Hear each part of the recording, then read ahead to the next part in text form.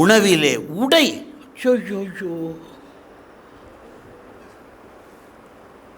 முட்டி முழங்காலில் கிழிஞ்சிருக்கு, சைடில் கிழிஞ்சிருக்கு.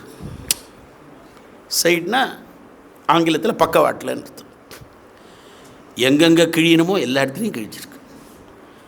ஐயோ கிழிஞ்சிருக்கேன்னு, what nonsense, it's fashion uncle. எனக்கு ஒரு சந்தோஷம், அங்கிள்னு சொன்னாலேன்னு, நல்ல தாத்தா அப்படின்னு சொல்லேன்னு, அது அல்ப ஆசை தானே நமக்கு. டை அடிக்காமையே அங்கிள்னு சொல்லிட்டாளேன்னு, அவ்வளோதான். அதோடு திருப்தி பட்டுக்க வேண்டியது தான். ஒரு ஆடை என்பது மானத்தை மறைக்க வேண்டும். நம்முடைய ஆடை மானத்தை மறைப்பது மட்டுமல்ல, இப்போ நான் கட்டியிருக்கிற ஆடைக்கு பேர் தட்டாடை என்று பெயர் தமிழில். அப்படின்னா என்ன அர்த்தம்னா, ஒரு பொயம் ஒன்று எல்லாரும் படிச்சிருப்போம். நாம் ஆங்கிலம் படிச்சிருந்தா, Jack and Jill went up the hill to fetch a pail of water. Jack fell down and broke his crown. Jill came tumbling after. இந்த டம்பிளிங்னு வார்த்தை இருக்குது பார்த்தீங்களா, அந்த வார்த்தை எல்லாருக்கும் தெரியும். தமிழர்களாகிய நமக்கு தெரியாததே கிடையாது. அந்த டம்பிளிங் எப்படி தெரியும்னா, நம்ம வீட்டில் ஒரு பொருள் இருக்குது, அதுக்கு பேர் டம்ளர்னு பேர். இந்த டம்பிளிங்லேருந்து வந்தது தான் என்னது, டம்ளர். டம்ளர்னா என்னன்னா தடுக்கி விடுறதுன்னு அர்த்தம். ஏன்னா அந்த டம்ளரை நீங்கள் பார்த்துருக்கீங்களா, மேலே அகலமாக இருக்கும் வாய், கீழே போக போக என்ன இருக்கும், குறுகி இருக்கும். நம்ம நாட்டு பாத்திரங்கள் அப்படி கிடையாது. அது நம்ம நாட்டு பாத்திரங்கள் அடி நல்லா அகலமாக இருக்கும், மேலே போகும்போது எப்படி இருக்கும், குவிஞ்சி இருக்கும். அப்போ பொருள் அதிகம், அப்படி நிற்கும் அந்த பாத்திரம். அந்த பாத்திரம் கனமாக இருக்கும். நீங்கள் உங்கள் பாட்டிக்கு கொடுத்த ஒரு அண்டாவை தூக்க முடியாது, தூக்கி ஏதாவது பிரச்சனை ஆகிட போகுது. அதனால் அந்த பாத்திரத்தை பார்த்தீங்கனாலே தெரியும். அப்போ வந்த பாத்திரங்களுக்கும் இப்போ இருக்கக்கூடிய பாத்திரங்களுக்கும் வித்தியாசம் இருக்கா? பாத்திரங்களுக்கு மட்டுமல்ல, கதாபாத்திரங்களுக்கும் அதே தான். பாத்திரத்துலைங்க நம்ம சமையல் அறையில் எல்லாம் இருக்குது. அப்போ டம்ப்ளிங்னா தடிக்க விடுறது. இந்த ஆடை என்னது, தடிக்க விடும் இது. அதனால தான் வள்ளலார் கட்டியிருக்க மாதிரி கட்டணும் பிரம்மச்சாரி. எப்படி, முழங்கால் வரலும் தான் கட்டணும். யாரு, பிரம்மச்சாரி. திருமணமானவங்களுக்கு எல்லாருக்கும் இந்த நாட்டில் ஜாதி பேதமே கிடையாது, எல்லாரும் கட்ட வேண்டியது கச்சம். முத்தமிழ் காவலர் கியாபே விஸ்வநாதன் கடைசி வரலும் கட்டினது கச்சம் தான் கட்டியிருந்தார். ஏன், பழைய படம் இப்போ தான் கிடைக்கிறது எல்லா இடத்துலையும். மக்களை பெற்ற மகராசி, அப்புறம் நம்ம எம்ஜிஆர் நடித்த அந்த படம் பெரிய இடத்து பெண், ரெண்டுத்துலேயுமே எம்ஜிஆர் சிவாஜியும் குடுமி வச்சிருப்பாங்க, கச்சம் தான் கட்டியிருப்பாங்க. அந்த காலத்து நீங்கள் படம் எல்லாம் பார்த்தீங்கன்னா கச்சம். கச்சம் என்பது, கச்சம்னா அது விழவே விழாது என்றைக்கும். நம்முடைய பூலித்தேவனாக இருக்கட்டும், மருது பாண்டியராக இருக்கட்டும், வீரபாண்டிய கெட்டி பொம்முவாக இருக்கட்டும், எல்லா மன்னர்களும் கச்சம் தான் இருக்கும், போர்லையே விழாது கீழே கச்சம். இது இருக்க பாரதி ராஜா படம் மாதிரி போயிட்டே இருக்கும். புடவை என்பது பக்கங்களை மறைப்பதுன்னு அர்த்தம். இப்போ சுடிதார் கொஞ்சம் பரவாயில்ல, நல்லா வந்தது. இப்போ சுடிதாரும் போச்சு, வைகோ போட்டுன்னு இருக்க மாதிரி ஒன்று போய் இப்போ அதுவும் போடுத்து, இப்போ அப்படியே போயிட்டு இருக்குது எல்லாம். உடையிலே மாற்றம், உணவிலே மாற்றம். உணவு எப்படி இருந்தது, எல்லாம் உட்கார்ந்த பிறகு எல்லாம் பரிமாறின பிறகு சாப்பிடணும். சாப்பிட்றதுக்கு முன்னாடி பிரார்த்தனை உண்டா? இல்லவே இல்லை, பிரார்த்தனையே பண்ணுறதில்ல. அதான் டிவியை பார்த்து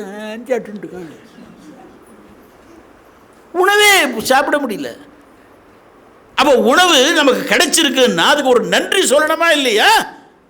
அன்னம் பாலிக்கும் தில்லை சிற்றம்பலம், பொன்னம் பாலிக்கும் மேலும் இப்புவிமிசை, எண்ணம் பாலிக்குமாறு இன்புற கண்டு இன்புற இன்னம் பாலிக்குமோ இப்பிறவியே. மாதாச்ச பார்வதி தேவி பிதாதேவோ மகேஸ்வரகா அன்னபூர்ணே சதாபூர்ணே சங்கர பிராண வல்லபே. சொல்கிறதே இல்லை. நாம் உணவுக்கு ஒரு மரியாதை இல்லை. சாப்பிட்டோன்னா கல்யாண வீடுகள் என்ன தெரியுமா இருக்குது, ஏற்கனவே பிச்சை எடுத்துகிட்டு இருக்கோமா நம்ம, அப்படியே ஒரு வேளை இலை போட்டு போனான்னா நீங்கள் தாலி கட்டி முடித்தோடனே எல்லோரும் உடனே ஓட்டம் பிடிப்பான் பாருங்கள். இந்த ஹோட்டல்லாம் பார்த்துருக்கேன், ஏற்கனவே சாப்பிட்டுன்னு இருப்பான், அவன் பின்னாடி ஒருத்தன் நின்றுட்டு இருப்பான். கல்யாண வீடுகள்லையும் இப்படி ஆகிப்போச்சு. இப்போ சாப்பிட்றவனுக்கு சாப்பிடலாமா வேணாமா, பின்னாடி நின்றுட்டு இருக்கான். அடுத்து டகால்னு உட்காரலான், அவன் இலையை எடுக்கிறதுக்குள்ளே இவன் உட்காந்துருவான் போல இருக்கு. அவன் என்ன பண்ணியிருக்கான், இவன் வருவானேன்னு மொத்தத்தையும் பரிமாற செஞ்சுட்டான், எல்லாம் போட்டுட்டான். ஒன்றும் அவன் சாப்பிடலை, அவ்வளோதான் போட்டுட்டான். எல்லாத்தையும் இலையில போட்ட பிறகு நீ போய் உட்கார்ந்தன்னா அதுக்கு பேர் படையல்னு பேர். அது யாருக்கு போடுவாங்கன்னா, உனக்கு பின்னால் வரக்கூடிய உன் மகனோ மற்றவங்களோ இந்த பித்ரு காரியம் செய்கிறதுக்கு வாய்ப்பில்லை ராஜா, வாய்ப்பில்லை ராஜா, வாய்ப்பில்லை. அதனால் உன்னை உட்கார வச்சு பித்ருஸ்தானத்திலே மேலே அனுப்பிச்சுட்டான். ஐயோ, எத்தனை தண்ணி குப்பி வீணாருது, கல்யாணத்தில் சாப்பாடு வீணாருது, உடையில் ஒரு மானம் அந்த இது இல்லை, ஒன்றும் தெரியல. ஒரு நாளைக்கு செய்ய வேண்டியது, ஒரு வாரத்திற்கு செய்ய வேண்டியது, ஒரு பட்சத்திற்கு செய்ய வேண்டியது, ஒரு மாதத்திற்கு செய்ய வேண்டியது, ஒரு ருத்துவுக்கு செய்ய வேண்டியது, ஒரு அயனத்துக்கு செய்ய வேண்டியது, ஒரு வருடத்திற்கு செய்ய வேண்டியதுன்னு பட்டியலிட்டு கொடுத்துருக்கோம். ஒரு வருடத்திற்கு செய்யணும். குடும்பத்தோட ஒரு புண்ணிய க்ஷேத்திரத்துக்கு போய் வரும். எங்கேயாவது அந்த வீட்டில் அழைச்சிட்டு போகிறாங்களா? இவரை கல்யாணம் பண்ணிக்கிட்டு ஒன்று ஒரு புண்ணிய க்ஷேத்திரத்துக்கு போயிட்டு வாப்பா. அப்போ தானே நீ காசி எப்படி இருக்குன்னு பார்க்க முடியும், கங்கை எப்படி இருக்குன்னு காமிக்க முடியும், திருச்செந்தூர் எப்படி இருக்குன்னு காமிக்க முடியும். ஒரு ஊருக்கு போயிட்டு வா. புண்ணிய க்ஷேத்திரங்களுக்கு ஒரு இல்லறத்தான் போய் வர வேண்டும், வருடத்திற்கு ஒரு முறை போயிட்டு வரும். அப்போ அதுக்கு சேர்க்கணும், சேமிப்பு இருக்கணும். ஒரு அயனத்துக்கு 2, தட்சிணாயனம் உத்தராயணம். அயனத்துக்கு 2 என்னது? அது பேதிக்கு சாப்பிடணும். பேதி சாப்பிட்றதே இல்லை. அயனத்துக்கு 2. இப்போ பேதினாலே என்னன்னு தெரியுமோ தெரியாதோ தெரியல. விளக்கெண்ணெய்னு பேர். இப்போ ஆளையே விளக்கெண்ணெய்ங்கிறான். விளக்கெண்ணெய், விளக்கு எண்ணெய் அது விளக்குக்கு மட்டும் அல்லப்பா, உன்னை குடலையும் விளக்கும். அதனால தாயை குடல் விளக்கம் செய்த தாமோதரனைன்றார் ஆண்டாள். குடல் விளக்கம். அப்போ குடல் விளங்கணும். ஏன்னா இது எல்லா குழந்தைகளுக்கும் இந்த மறதி அதிகமாக நமக்கே இருப்பதற்கு காரணம் மலம் தங்கி இருக்கக்கூடியது எப்பொழுதுமே மறதியை கொண்டு வரும். அதனால தான் மலச்சிக்கல் என்பது உடம்பிற்கு மட்டும் சிக்கல் அல்ல, மனச்சிக்கலும் கூட. அப்போ அயனத்துக்கு 2 என்ன? பேதிக்கு சாப்பிட்றது, விளக்கெண்ணெய் சாப்பிடணும். அல்லது வேப்பிலை கொழுந்தை அரைத்து அதை கொடுப்பாங்க.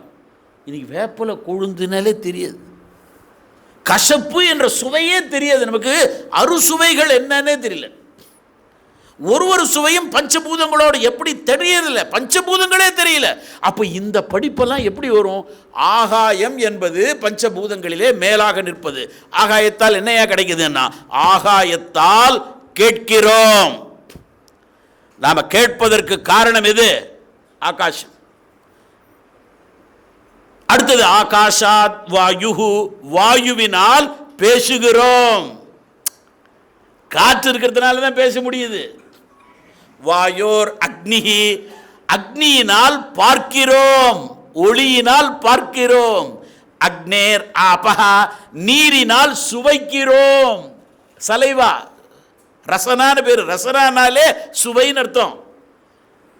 அப்ப நீர் பிருத்திவி, மண்ணினால் நுகர்கிறோம். பஞ்சபூதங்களை எப்படி கொண்டு வந்து வச்சிருக்காங்க பாருங்க.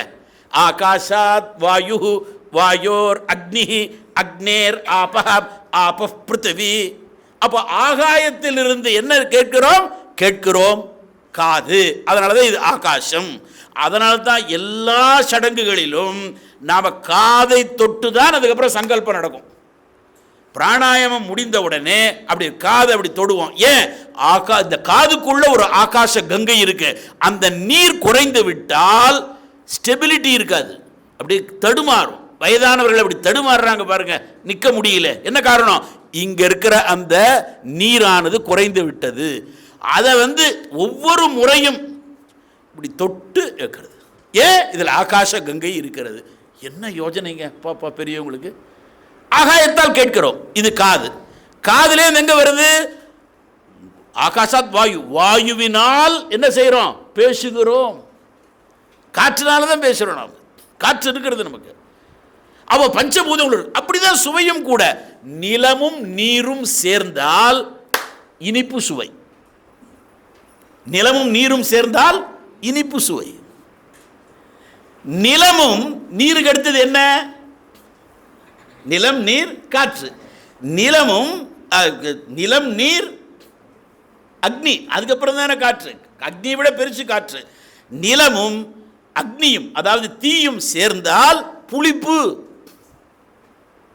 அதற்கடுத்தது நிலமும் காற்றும் சேர்ந்தால் என்ன ஆகும் அப்படின்னா துவர்ப்பு. இப்ப அதுக்கு அடுத்தது 3 நிலம் சேர்ந்திருக்கு பாருங்க. நிலம் கூட்டல் நீர் இனிப்பு. நிலம் கூட்டல் நீருக்கு அடுத்தது என்னது? தீ. தீ கீழேந்து வந்தா மேலேந்து வந்தா வரும். நிலம், நீர், தீ, வழி, வெளி. நிலமும் நீரும் இனிப்பு. அடுத்தது நிலமும் தீயும் சேர்ந்தால் புளிப்பு. அதற்கு அடுத்தது நிலமும் தீக்கு அடுத்தது என்னது? வழி. வழின்னா காற்று. காற்றும் சேர்ந்தால் துவர்ப்பு. இப்ப மீதி 3 சுவை இருக்கு. எப்படின்னா நீரும், நிலத்தை விட்டுருங்க, நிலம் 3 வந்துடுத்து. இப்போ நீரும், நீருக்கு அடுத்தது என்னது? நெருப்பும். நீரும் நெருப்பும் சேர்ந்தால் என்ன வருவாங்க? மீதி 3 இருக்கு. உவர்ப்பு. அதுக்கப்புறம் நீரும், இது நீரும் நெருப்பும், நெருப்பும் காற்றும் சேர்ந்தால் காரம். கடைசியா ஒன்னே ஒண்ணுதான் இருக்கு. என்னது? கசப்பு. இப்ப என்ன சேரணும்? காற்றும் ஆகாசமும் சேர்ந்தால் என்னது? கசப்பு. அவ பஞ்சபூதங்களுடைய சேர்க்கை தான் அறுசுவைகள். அறுசுவையும் இருக்கா? இல்ல. சாப்பாட்டில் அறுசுவை இல்லை. துவையல்னு ஒன்று உண்டு. இப்போ இருக்கா துவையல்? புதினான்னு ஒரு துவையல் இல்லவே இல்லை. தேங்காய் துவையல், பருப்பு துவையல், வெள்ளரிக்காய் பச்சடி. இந்த பெண்களுக்கு இப்போ சாப்பாடே தெரியாது. நான் என்னது? நான் அதுவே ஒரு சாப்பாடாம்.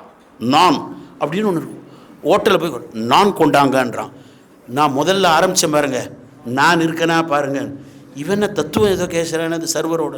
அவன் கொண்டு வரேன்ட்டான். அவன் நான், இவன் நானை கேட்குறான், அவனும் நானை கொண்டு வரான். நல்ல காலம் நீயே கேட்கல. அவன் நான் ஒரு ஃபுட்டு இருக்கான். பிட்சா, பிஷா, இன்னும் பிட்சா. அது மாவு மாவாக வருது. காக்கா முட்டையில் வரா மாதிரி நம்ம ஆத்தா பண்ணதே நல்லா இருக்கும் போல இருக்கே அப்படின்றான் அவன். காக்கா முட்டை கடைசியில் சாப்பிட தெரியல. முன்னெல்லாம் அந்த மூட்டையை தூக்கின்னு வந்தாங்கன்னா பெரியவங்க. இப்போவா அதுவே நெகிழி கோப்பை. தமிழில் சொல்லப்போனால் பிளாஸ்டிக் மக்கு. வீட்டில் இருக்கிறதும் மக்கு, அது கழிவறையில் இருக்கிறதும் மக்கு. இது தூக்கி மூவு தடவங்கள்ன்றான். எதுக்கு? இந்த மக்கை தூக்கிறதுக்கே மூவு தடவங்கள்னா நம்ம பாட்டி அண்டாவை தூக்கினா பொட்டுன்னு போடும், அவ்வளோதான். உணவிலே நம்முடைய இல்லை, உடையில் நமது இல்லை, வீட்டில் இல்லை. ஒரு விஷயத்திலும் இந்து குடும்பம் இருக்கணும்னா நம்ம செய்ய வேண்டியது. அதனால் உள்ளத்திலே 2 விஷயங்களை வைத்தார்கள். சாஸ்திரம் சொல்கிறது, உள்ளத்திலே 2 விஷயத்தோடு நம்ம வந்திருக்கோம். என்ன? ஒன்று பேர் வாசனை என்று பெயர். இன்னொரு பொருளுக்கு, விஷயத்துக்கு பேர் கர்ம என்று பெயர். இப்போ மனசுக்குள்ள 2ஓட சிம் கார்டு எப்படி வருது? சிம் கார்டு தானே மனசு. அது உள்ளம் எப்படி வருதுன்னா 2 வருது. ஒன்று வாசனை, இன்னொன்று கர்மா. செயல் செய்யாமல் யாரும் இருக்க முடியாது. கீதையில் கண்ணன் சொல்கிறான் அர்ஜுனங்கிட்ட, நான் சன்னியாசியாக போயிடுறேன். ஏன்ப்பா? அவங்களுக்கு தான் அக்கௌண்ட்ஸ், பேங்க் பேலன்ஸ்லாம் இருக்குன்றான். ரைட், அப்படி போகாதப்பா, சிசிடிவி கேமரா வேறு இருக்குது, பிடிச்சுன்ருவாங்க, இப்போல்லாம் ரொம்ப மோசமான காலம் அப்படிங்கிறார் அவர். அப்படி நினச்சிக்காதீங்க. அவர் சொல்கிறார், நகி கஷ்டித் க்ஷணம் அப்பி, ஒரு கண நேரம் கூட உன்னால் செயலின்றி இருக்க முடியாது. புரியுதா? காரணம், நீ ஏற்கனவே ரஜோகுணத்தை உடையவன், ஓர் வீரன். சும்மா இருக்க முடியாது. சன்னியாசி போனாலும் அங்கே யாருன்னா உதைப்ப. ஒரு சன்னியாசிக்கும் இன்னொரு சன்னியாசிக்கும் சண்டை வந்துடும். அப்போ ஒரு செயலை ஒருத்தராலையும் நிறுத்த முடியாது. செயல் செய்து கொண்டு தான் இருப்போம். நல்லா கவனிங்க. செயல் செய்யும் பொழுது செயல் செய்யாமல் இருக்க முடியாது நம்மால். செயல் செய்யும் பொழுது செயலுக்கு பலன் உண்டா இல்லையா? நான் தெரியாமல் பேதி மாத்திரை சாப்பிட்டேங்க, அப்போ உங்களுக்கு பேதி ஆகாதுங்க அப்படின்னு நான் சொல்லுவார் டாக்டர். தெரியாமல் சாப்பிட்டாலும் தெரிஞ்சு சாப்பிட்டாலும் அது பேதி மாத்திரையாக இருந்ததுன்னா பேதி ஆகும்.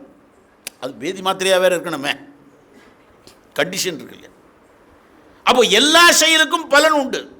நீட் எக்ஸாம் எழுதினாலும் பலன் உண்டு. ஒன்று வெற்றி இல்லைன்னா தோல்வி. செயல் பலன் இல்லாத செயலே கிடையாது. நல்லா புரிஞ்சுக்கணும். செயல், இந்த செயலை எப்படி நான் செய்கிறேன்? ஏன் டாஸ்மாக்கு போகிறேன்? ஏன் சத்சங்கத்துக்கு போகிறேன்? ஏன் விவேகானந்தருடைய இந்த மையத்துக்கு நான் வரேன்? அதுக்கு என்னடா காரணம்னா, அதுக்கு நாம் செயல்படுவதற்கு காரணம் வாசனை. அந்த குழந்தை பிரதட்சிணா பாடின பாருங்க, நல்லா கைத்தட்டுங்க அந்த குழந்தைக்கு. அழகாக மாணிக்க வீணை ஏந்தி அழகான பாடல். இந்த குழந்தை பாடுறதே பெரிய விஷயம். அழகாக அப்படி உருக்கமாக, எந்த எதிர்பார்ப்பும் இல்லாமல், அன்அஸ்யூமிங்லின்னு சொல்லுவாங்க ஆங்கிலத்தில். ஒரு ஒரு இது இல்லை, ஒரு படபடப்பு படாட்டோ ஒன்றும் இல்லை, அழகாக பாடி. ரொம்ப விவேகானந்தருடைய ஆசைகள் உனக்கு என்றைக்கும் இருக்கும். நம்ம உள்ளே இருக்கக்கூடிய ஒரு செயல் செய்கிறோம்னா, ஏற்கனவே செயல் செய்து செய்து செய்து பழக்கப்பட்டிருக்கிறது இல்லையா பல ஜென்மங்களில், அது இப்போ செயலை தூண்டுகிறது. அதுக்கு பேர் வாசனை. அப்போ உள்ளத்தில் ரெண்டு விஷயம் என்ன இருக்கு? செயலினுடைய பலனும் இருக்கிறது, அந்த செயல் செய்வதற்கான வாசனை தூண்டுதலும் இருக்குது. பலனும் தூண்டுதலும் உள்ளத்தில் இருக்கிறது. இப்போ நமக்கு இன்னைக்கு முடிஞ்ச உடனே சக்கரை பொங்கல் கிடைக்குதுன்னா பலன் ஏற்கனவே ஏதோ நல்லது செஞ்சிருக்கோம், கிடைக்குது. வடை கொடுக்குறாங்க, வடை கிடைக்குது. நாம் எல்லாரோடையும் பேசிட்டு போகும்போது வடை தீர்ந்து போச்சுன்னா பலன் இல்லை, போன ஜென்மத்தினுடைய விஷயம். வடை போச்சேன், புரியுதா? வடை கிடைச்சவங்கள்லாம் ஐயோ அடுத்த நாள் கஷ்டப்படுறாங்க, அப்பா நல்ல பலன், நேற்று வடை சாப்பிடலை நமக்கு. அப்ப செயலினுடைய பலனும் செயல் செய்வதற்கான தூண்டுதலும் இறைவன் ஒவ்வொரு பிறவியிலும் அந்த உள்ளத்திலே சிம் கார்டில் பதிச்சு அனுப்புறான். இப்ப குடும்பத்திற்கு தேவை என்னன்னா, வாசனையை, ரெண்டு வாசனை இருக்கு, சுப வாசனை அசுப வாசனை. இப்ப இந்த குழந்தைக்கு பிரதட்சணாக்கு அவங்க அம்மா செஞ்சது சுப வாசனை. அவங்க அம்மா என்ன செஞ்சாங்க? நீ போய் அங்க பாடு அப்படின்னு சொன்னாங்க. இல்லம்மா எனக்கு பாட அதெல்லாம் தெரியாது, நீ போய் பாடணும் அப்படின்னு சொன்னாங்க. இப்போ ஒரு செயலை புகுத்துகிறார்கள், அந்த குழந்தை பாடுறது. இப்படி ஒரு நிகழ்ச்சியில இறைவனுடைய பாடலை பாடலை பாடி பாடி வரும்பொழுது அவளுக்கு என்ன ஆகும்? இது மனதில் அப்படியே சித்தத்தில் பதிஞ்சிடும். அதனால தான் சித்தத்தை சிவன் பாலே வைத்துன்னு பாடுறாங்க. சித்தம் அழகியார் பாடாரோ நம் சிவனைன்னு பாடுறாங்க. சித்தத்தில் வேற ஏதாவது தமன்னா காவாலா பாட்டு படித்தே இருந்ததுன்னா அது அப்புறம் காவாலாலே நிற்கும். அப்ப சித்தத்தில் ஏற்கனவே பதியறது நல்லதை பதியவை. அதைத்தான் பதஞ்சலி யோக சூத்திரத்தில் சொன்னார், சித்த விருத்தி நிரோதா யோகா. இல்ல சித்தத்தில் என்னன்னு, அப்ப சுப வாசனை அசுப வாசனை. இப்ப அசுப வாசனை இருக்கு, என்ன பண்றது? அதற்காக பெரியவங்க என்ன பண்ணாங்க?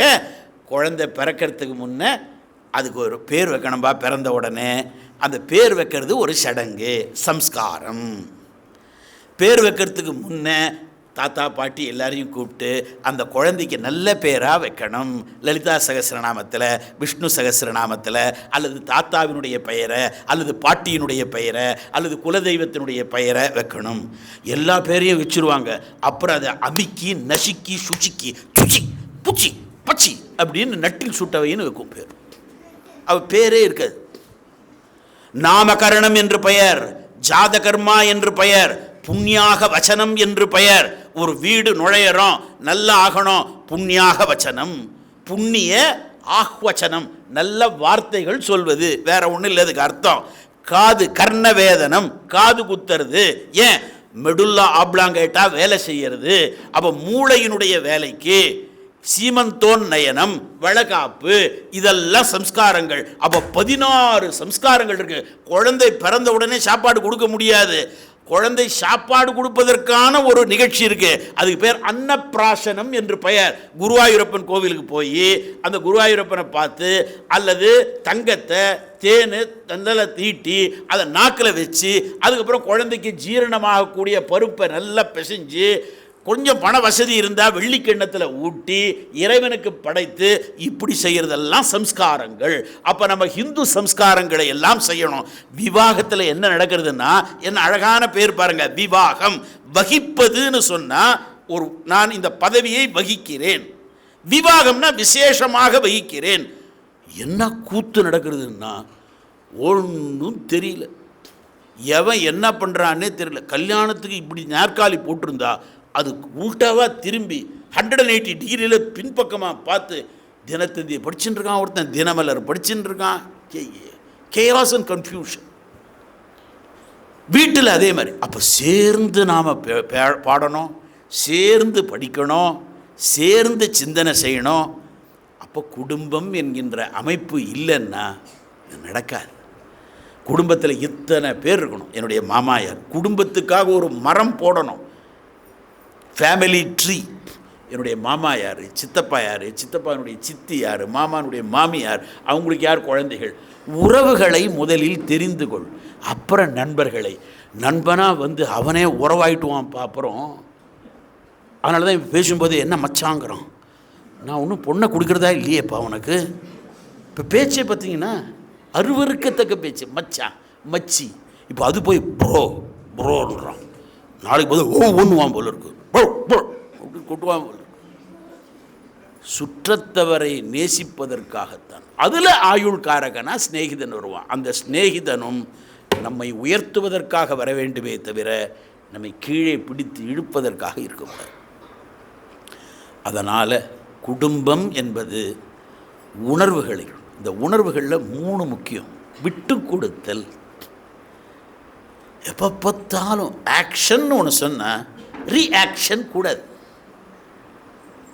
அவன் ஏதோ சொல்கிறான், உன்னை கல்யாணம் பண்ணிக்கிட்டதுக்கு பேய்க்கே வாழ்க்கப்பட்டிருக்கலாம், எங்கள் அப்பாவும் யோஜனை பண்ணியிருக்கலாம் அப்படின்னு சொல்லணும். மெதுவாக சொல்லணும். நீ என்ன ஒரு ஆக்ஷன் ரியாக்ஷன் வரவே வராது. விட்டு கொடு, அனுசரித்து போகிறது. ஒருத்தருக்கு அனுசரி, சரி எது சொன்னாலும் மாமியார் எது சொன்னாலும் கடைசி அவள் பேசி விட்டு அப்படின்ட்டு போயிடும், அவ்வளோதான். சிவாஜி கணேசன் எஸ்எஸ்ஆருக்கு பெரிய வச்சனம் இருக்கும். சிவாஜி ஒன்றும் பேச மாட்டான், அதான் நடிக்கிறதெல்லாம் அப்படின்னு பாருங்க. தியேட்டரே அப்படி கிளாப்ஸ் வரும். அந்த ஒரு பேசவே வேணாம், பேசாமையே சில பேர் கண்ணிலே காமிப்பாங்க. அந்த வீட்டுக்காரர் பயந்து போடுவார், நாளைக்கு சோறு கிடையாதுன்னு அர்த்தம். அது தெரியும், அவருக்கு தெரியும் எதை காமிச்சா கிடைக்காதுன்னு. அமைதியாக இருப்பா. ஆக்ஷனுக்கு ரியாக்ஷன் பண்ணணும்னு அவசியம் இல்லை. வார்த்தைகளை ஒட்டுட்டேன்னு வச்சுக்கோ, அள்ள முடியாது. நல்ல சொற்களை பேசி வீட்டில் ஒன்றா இருந்து எல்லாரும் சேர்ந்து நல்ல விஷயங்களை பிரார்த்தனை. இன்னிலேருந்து ஆரம்பி. செல்ஃபோனை நான் 10 மணிக்கு மேலே நான் யூடியூப் பார்க்குறது இல்லை. முடியுமா? அப்போ தான் அமைதியாக இருக்குன்னு இவன் அப்படி தடவின்னு இருக்கான். பலான படம் பார்க்கலான்னு தடவின்னு இருக்கான். அவன் ரெக்கமெண்டட் ஃபார் யூன்னு நமக்கு அனுப்பிச்சுன்னு இருக்கான். என்னங்க பலான படமாக நீங்கள் கேட்டது தாங்க அவன் அனுப்புகிறான்றான். அவன் போதும்பா, என்ன நிறுத்து. படுப்பதற்கு உறங்குவதற்கு 2 மணி நேரம் முன்பாக செல்ஃபோன் டிவியை பார்ப்பதை தவிர்க்கவும். தினமலரில் போடுறானா இல்லையா? எப்போ இதெல்லாம் நம்ம செய்ய போகிறோம்? திருமணத்துக்கு ஆங்கிலத்தில் அடிக்க மாட்டேன். திருமணம்ன்றது என்னுடைய உறவுகள் மட்டும் வரணும். முடிச்சிடும், எளிமையாக முடிச்சிடும். ஒருவேளை நண்பர்களை கூப்பிடணுமா, தனியாக வச்சுக்கோ, ஒரு வரவேற்புன்னு வச்சுக்கோ, உனக்கு செலவு மிச்சம். அதுக்கு ஒரு 20 லட்சத்துக்கு ஏசி ஹாலு, அவன் இவன் அப்பா அப்பா அவன் இது திருமணமாகி 2 மாதத்தில் அவனுக்கு தெரிஞ்சு போடும். வீடியோ எடுக்கிறான் பார்த்தீங்களா, திருமணத்துக்கு ஒரு வீடியோ. இப்போ இதில் வேறு ட்ரோன் வேறு பறக்குது. எவனாவது கல்யாணம் ஆனவன் பார்த்துருக்கானா? அவன் பார்த்ததே கிடையாது. அதுக்கு ₹1,00,000 செலவு பண்ணும். ஒருத்தன் அப்படியும் பார்த்தான், வயசான காலத்தில் பார்த்தான். கல்யாணம்லாம் ரொம்ப நாளாக எடுத்து அதுக்கப்புறம் வீடியோ. என்னங்க நீங்கள் நடிச்சிருக்கீங்க போல இருக்கேன்றான் ஒருத்தன் வந்தவன். ஐயோ கல்யாண வீடியோவா? அதை பார்த்துட்டு ஏன் அடறீங்க? தெரியாமல் பண்ணிட்டேன் அப்படின்னு. அது இப்பொழுது என்ன பிரயோஜனம்? எதுக்குப்பா அந்த 1,00,000 வீடியோ? ஒரு 10 ஃபோட்டோ எடு, போருமே, போதுமா போதாத? இதை முடிவு பண்ணுறது நீ தானே. தைரியமாக முடிவு நீ முடிவு பண்ண. என்னுடைய பத்திரிகை குறைவாக இருக்கணும், என்னுடைய உறவினர்கள் மட்டும் வரணும், ரிசப்ஷனுக்கே நண்பர்களை கூப்பிடு, எல்லாரையும் கூப்பிடாது, நண்பர்களை மட்டும் கூப்பிடு. சம்ஸ்காரங்களை ஒன்றுத்தையும் விடாது. காது குத்தலேருந்து குலதெய்வத்துக்கு போகிறதுலேருந்து எதையும் விடாது. நல்லது செய். அப்போ உன்னுடைய குடும்பம் இருக்கும். குடும்பத்தில் உன்னுடைய உறவினர்கள்லாம் நல்லா இருக்காங்களான்னு பாரு. அதுக்கப்புறம் நீ உன்னுடைய சமுதாயத்தை கவனி, வீதியை கவனி. எல்லாம் சேர்ந்து வந்ததுன்னா நாடு நல்லாயிருக்கும். நம்ம வீதியிலே டாஸ்மாக் இருக்கக்கூடாது, நம்ம ஊரில் டாஸ்மாக் இருக்கக்கூடாது. அந்த ஊரில் அத்தனை பேர்கிட்டையும் பேசினா முடியுமா? முடியாதா? முடியும். நம்மால் முடியாதுன்னு ஒன்றுமே கிடையாது. கலங்கவே கலங்காதீங்க. ஏன்னா இது புண்ணிய தேசம், பாரத தேசம். பாரதம்ன்றது ஹிருதயஸ்தானம். ஹிருதயத்துக்கு கண்ணு கிடையாது, மூளைக்கு கால் கிடையாது. இந்த மூளையும் ஹிருதயமும் சேரணும். சேர்ந்தால் எந்த பிரச்சனையும் தீர்த்து விடலாம். அதற்கான குழந்தைகளுக்கான படிப்பை நாம் கொடுக்கணும். ஸ்கூல் கொடுக்காது, கண்டிப்பாக கொடுக்காது. நம்முடைய விவேகானந்தருடைய அமைப்புகள் தான் கொடுக்கும். ஆத்திச்சூடி, கொன்றைவேந்தன், உலக நீதி, நீதிநெறி விளக்கம், எல்லா நீதி இதையும் இந்த விவேகானந்தர் 29-30லேருந்து நம்ம என்ன செய்யணும்னா ஆத்திச்சூடி கொடுக்க வேண்டியது. எந்த குழந்தை வந்து சொல்கிறதோ அந்த குழந்தைக்கு ஒரு பரிசு. இப்படி அந்த குழந்தைக்கு ஆத்திச்சூடி, உலக நீதி, கொன்றைவேந்தன், இதெல்லாம் நாலடியார், திருக்குறள், இதெல்லாம் கொடுத்துக்கிட்டே வந்தோம்னா நாளைய தலைமுறை அவனுக்கு அப்படி எப்படி எனக்கு வந்து இப்போ என்னுடைய தாத்தா சொல்லி கொடுத்தது இப்போ எனக்கு எப்படி உதவுது, என்னுடைய பாட்டி சொல்லி கொடுத்தது எனக்கு எப்படி இப்போ உதவுது? கண்டிப்பாக உதவும். அதனால் நல்ல கருத்துக்களை பள்ளிக்கூடம் சொல்லிக் கொடுக்க முடியாது, நாம் சொல்லிக் கொடுக்கணும். நேரம் 8:20, காலம் கடந்து விட்டது. ஆமாங்க, வந்திருக்கிற உணவும் ஆறிவிட்டதுன்னாக்கா நல்லா இருக்காது, ஆரிய பவனாக போயிடும். அதனால் இத்துடன் நிறைவு செய்து கொள்கிறோம். இது ஒரு பெரிய கடல் இது. அதனால் குடும்பம் கோவிலாக இருக்கணும்னு சொன்னால் வீடு கோவிலாக இருக்கணும்.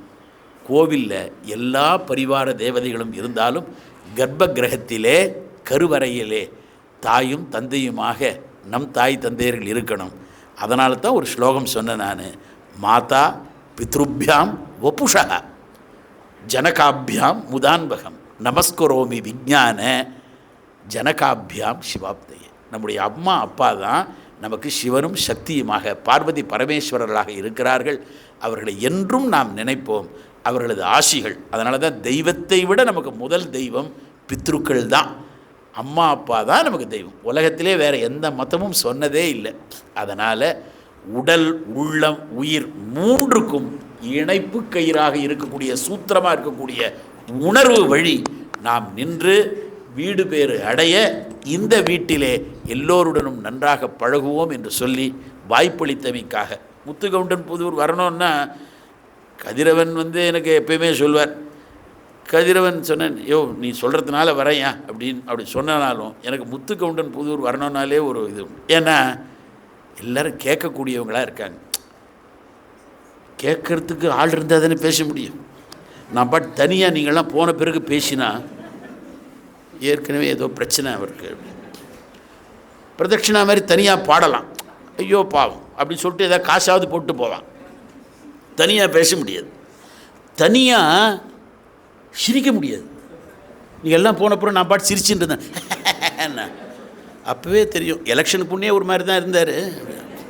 தனியாக அழலாம், ஐயோ பாவம் ஏன் அழறார், ஏங்க நாங்கள் தானே அழணும், கேட்டவங்க தானே அழணும், நீங்கள் எதுக்கு அழறீங்க அப்படின்னு நீங்கள் சொல்லலாம். தனியாக அழலாம், தனியாக சிரிக்காது, எல்லாரோடையும் சேர்ந்து சரிதானா. தனியாக பாடலாம், தனியாக பேசாத. புரிஞ்சுதா? நீங்கள்லாம் அமைதியாக கேட்டதுனால என்னால் பேச முடிகிறது. வாழிய செந்தமிழ், வாழ்க நற்றமிழர், வாழிய பாரத மணித்திருநாடு, வந்தே மாதரம், வாழ்க வையகம், வாழ்க வளத்துடன், வாழ்க நலத்துடன். நன்றி, வணக்கம்.